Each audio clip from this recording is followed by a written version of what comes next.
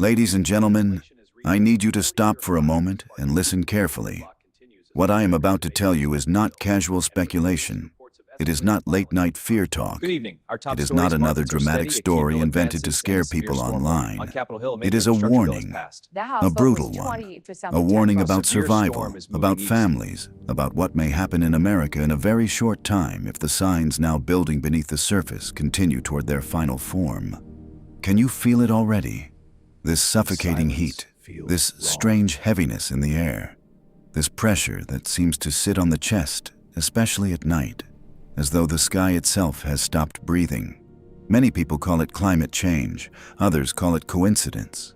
But according to the old prophetic framework now being reinterpreted by a modern seer named Aphian Hale, these are not isolated events. They are the first knocks on the door of a far greater upheaval waiting in 2026. He used a phrase that should chill anyone who understands what it means. Double disaster. Not one crisis, not one season of hardship, not one storm, one drought, or one economic collapse, but the violent overlap between natural destruction and human breakdown. In Hale's interpretation, 2026 will not simply bring environmental extremes, it will force those extremes into direct collision with a weakened, exhausted, overstimulated society that has already lost too much trust, too much resilience, and too much moral balance. What comes after that is not ordinary disaster. It is filtration. America, in this vision, does not enter 2026 as a stable nation hit by bad weather. It enters as a body already wounded. And when a wounded body is struck again, and what follows is not recovery, it is testing. To understand why Hale believed 2026 could become catastrophic, you have to understand his central symbolic reading of the year itself. He saw it as a year of double fire. Not only literal heat, but compounded thermal pressure, atmospheric heat above, and geological unrest below. In practical terms, he warned that much of the American South, Southwest, and interior drylands could be pushed into a season of heat so severe that ordinary summer language would no longer describe it honestly. He spoke of a heat phase beginning early and lasting for months. Not a few bad weeks, not a passing heat wave, but an extended siege. Picture the southern United States in a summer that refuses to break. Texas, Arizona, New Mexico, Nevada, interior California, parts of the lower plains, and regions already accustomed to heat would face a new threshold where roads soften, utilities strain, reservoirs shrink, and the human body no longer treats daylight as routine, but as hazard. A symbolic open He wound described under stretches of medical light, time where daytime fragile temperatures tissue remain above exposed, 104 degrees representing a Fahrenheit for weakened so nation long unable that people to stop absorb counting in another blow. days and start measuring endurance in symptoms. Dizziness, heat stroke, exhaustion, cardiovascular collapse in the elderly, children unable to sleep, houses that never cool down, air conditioning systems running without mercy until grids begin to stutter. But the most disturbing part of his warning was this: the visible heat would only be half the story. Hale believed underground methane release, ancient fault pressure, and geological seepage in dry wilderness zones could create conditions for spontaneous ignition. A fire that does not begin neatly from lightning or human carelessness, but from heat, gas, and pressure rising through old fractures in the land. That is where he thought 2026 would become uncanny. Forests and scrublands would not only burn from above, some would begin dying from below. And once the land starts burning from underneath, ordinary people do not merely face heat. They face a world that seems to have turned against its own foundations. Hale's vision of the 2026 fire season was not limited to normal wildfire patterns. He believed there would be places in America, particularly in dry highlands, old volcanic terrain, geothermal fault regions, and forest belts already weakened by heat and drought, where fire would behave in a way that feels almost unnatural. He described hidden ignition, methane seepage, subsurface heat, smoldering root systems, ground fire spreading where flames are not immediately visible. In modern terms, one could interpret this as a compound environmental event, Severe drought, stressed vegetation, cracked earth, underground gas release, and old geological instability converging in one season. But Hale framed it in more severe language. He believed parts of the American wilderness would become fire traps, where the ground itself begins participating in combustion. Imagine this visually. You look toward a forest ridge in the west. From a distance, it still appears green. The trees are standing. The canopy has not yet collapsed, but beneath the surface, the roots are already burning. The soil is hot. Gas leaks through ancient fractures. Smoke seeps from places no one expects. Then, one hot afternoon, patches of blue-green flame flash up from the earth, not descending from the sky, but climbing out of the land. That was his nightmare image. Forests not simply burning, forests dying upright.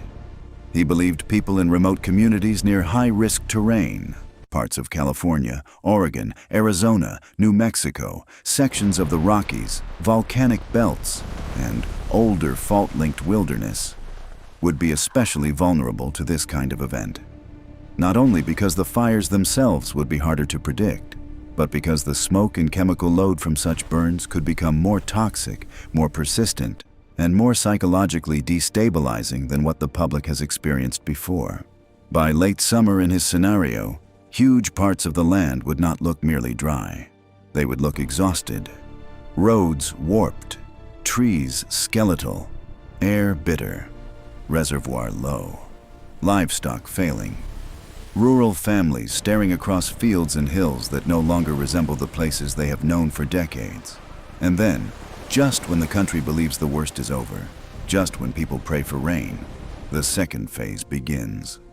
Because in Hale's warning, the end of the heat is not relief. It is the pivot into something even more destructive. Most people think the end of drought means salvation. Rain comes, the air cools, the land softens, the crisis eases. Hale rejected that assumption completely. He believed the most dangerous moment in 2026 would begin not during the height of the heat, but at the exact point when the atmosphere swings violently in the opposite direction. In his reading, America would not move gently from drought into recovery.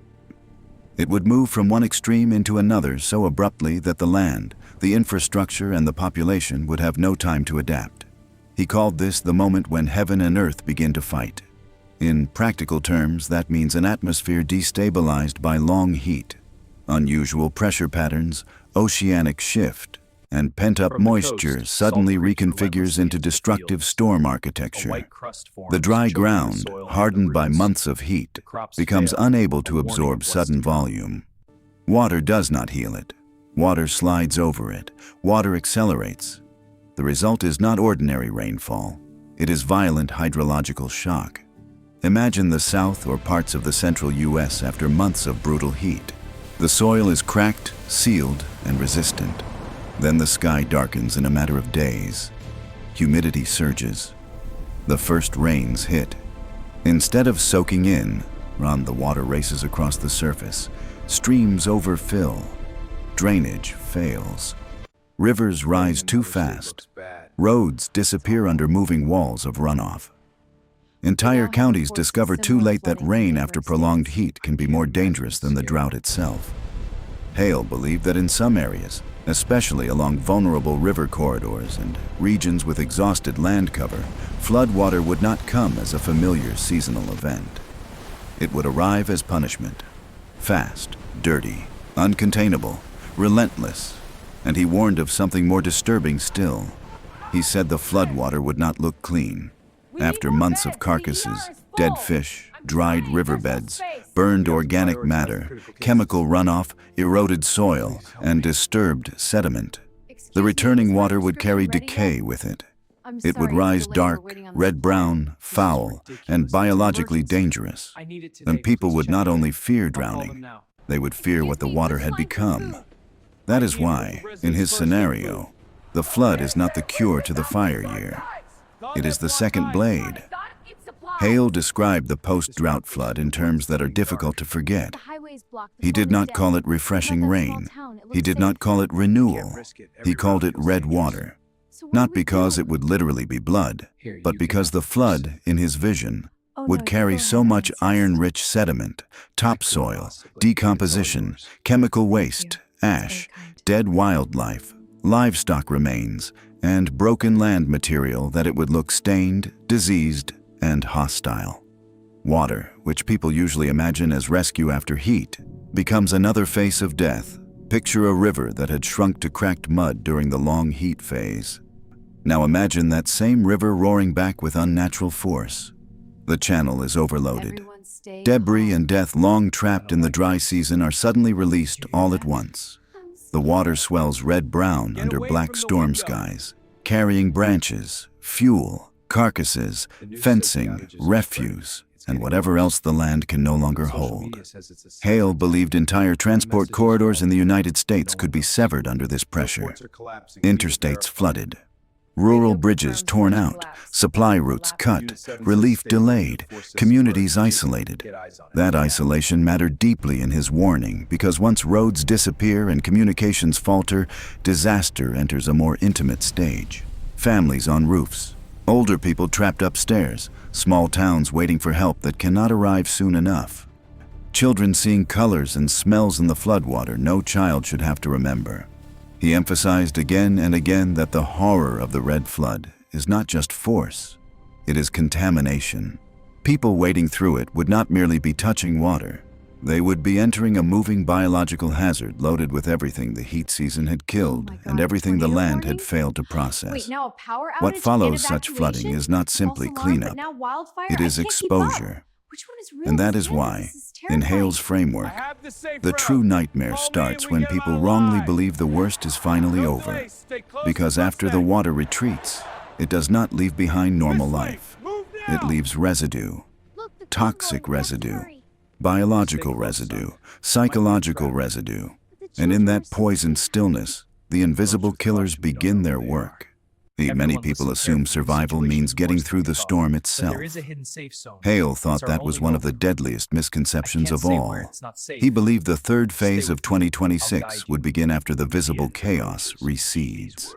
After the fires, after the flood, after the roads reopen in part, after families begin cleaning mud, washing clothing, sweeping debris, and trying to believe the nightmare is ending. That is precisely when he believed the hidden killers would emerge. The first was fungal. In his interpretation, volcanic dust, soil disturbance, prolonged heat, wet decay, and heavy organic decomposition would combine in some regions to produce dangerous concentrations of fungal spores. These would settle onto clothing, inside homes, into ventilation, onto stored materials and stagnant moisture zones. Most people would not see them. Now, many would inhale them before realizing anything was wrong. He warned that the lungs would become the battlefield. The second threat was rodent-borne disease.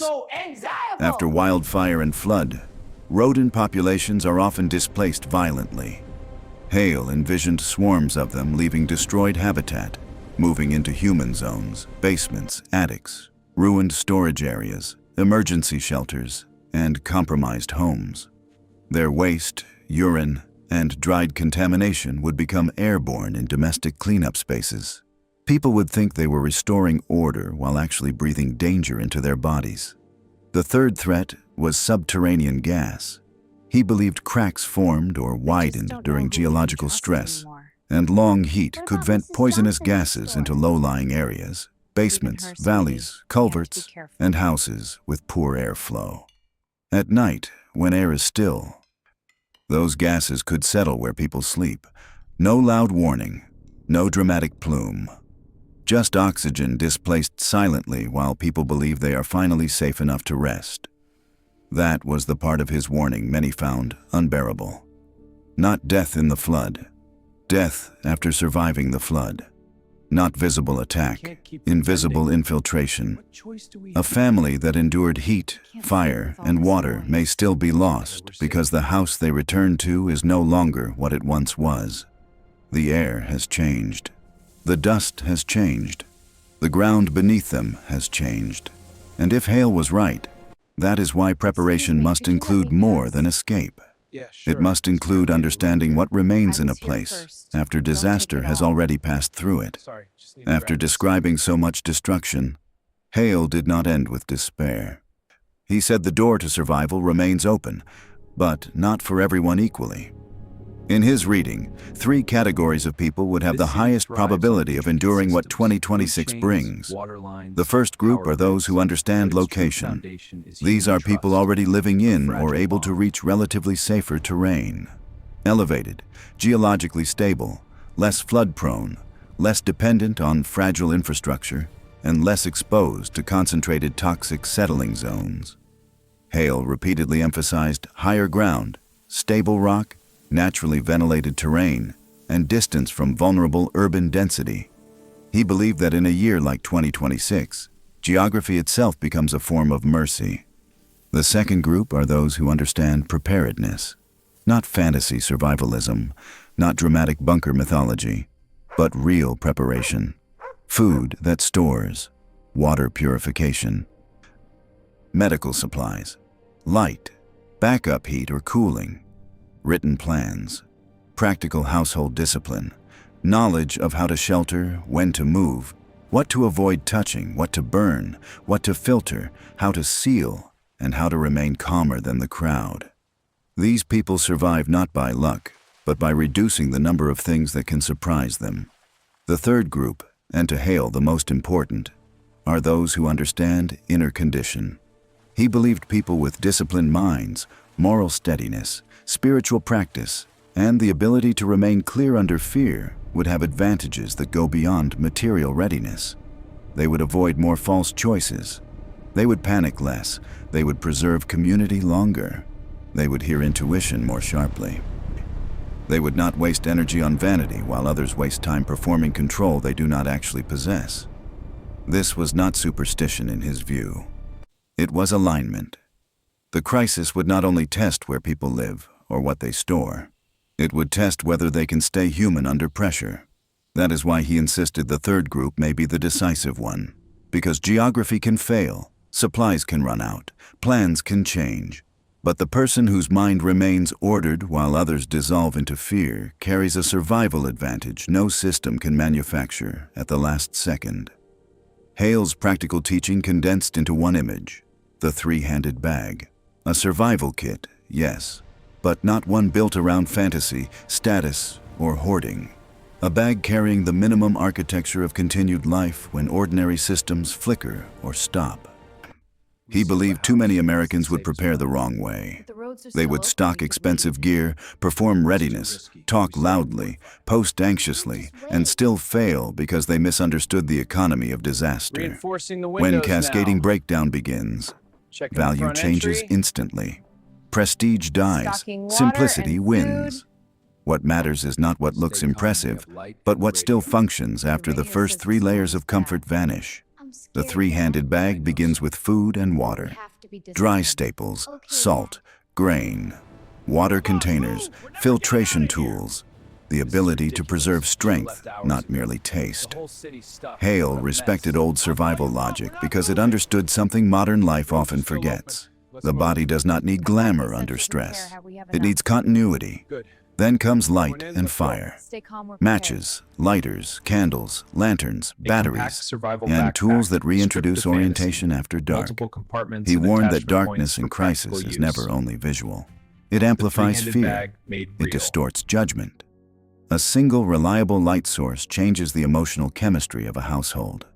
Then comes the overlooked category, mental steadiness.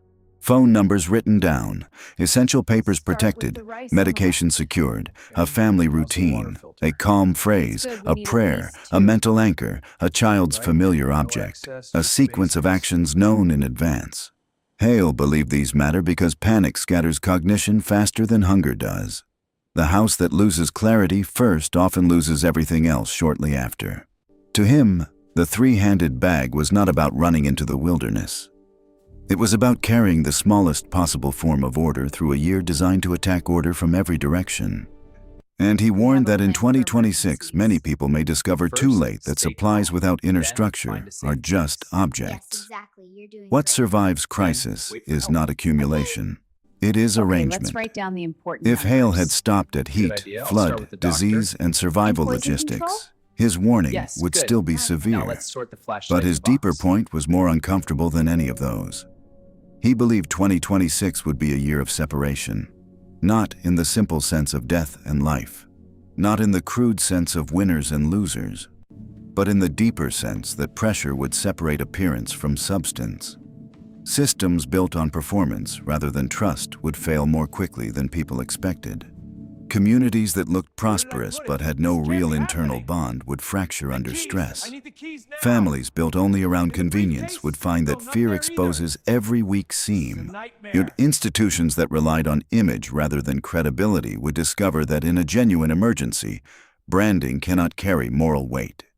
This is why he kept returning to one line: fire does not destroy gold. It reveals what was never gold to begin with. That was not poetry for him. It was diagnosis. He believed 2026 would show America what in it was real, who is still capable of restraint, who can share under pressure, who can lead without theater, who can think without panic, who can endure loss without becoming cruel, who can still recognize another person as part of the same fragile field of survival.